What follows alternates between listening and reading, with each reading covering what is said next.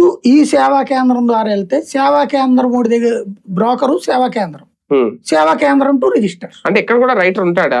అంటే మరి కాగితం ఎవరు తయారు చేస్తాడు? సేవా కేంద్రం ఇప్పుడు సేవా కేంద్రం పెట్టిందే అందుకు కదా. ఏమొచ్చాను అడిగి వాడు మళ్ళీ వీళ్ళని పెట్టుకోవాలి ఎంప్లాయీస్ గా.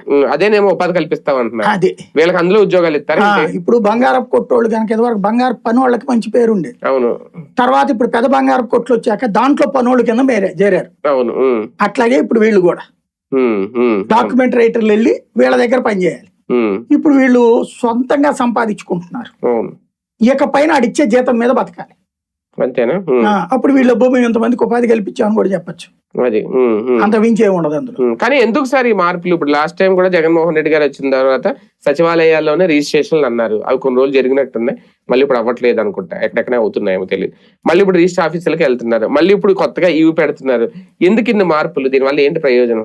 సంపద వచ్చే ఎక్కడైనా సరే ప్రయోగాలు రాజకీయ పార్టీలు చేస్తాయి. అంటే దీనివల్ల ప్రభుత్వానికి అదనంగా ఏమన్నా సంపద సమకూరుతుందా? మరి ఇప్పుడు వీళ్ళ మనుషులకి ఇవ్వచ్చుగా సేవా కేంద్రాలు. మీ సేవా కేంద్రం టీడీపీ సింపథైజర్స్ కి ఇచ్చారు. అవును. రేషన్ షాపులు టీడీపీ సింపథైజర్స్ కి ఇచ్చారు మన చాలా మంది. ఇప్పుడు ఇవి కూడా టీడీపీ సింపథైజర్స్ ఇప్పుడు సపోజ్ నేను రిజిస్ట్రేషన్ చేయించుకున్నాను అనుకో సార్, నేను ఎలాగ చలానా కట్టాలి ప్రభుత్వానికి, ఇవన్నీ ఎలాగ నాకు కామనే డాక్యుమెంట్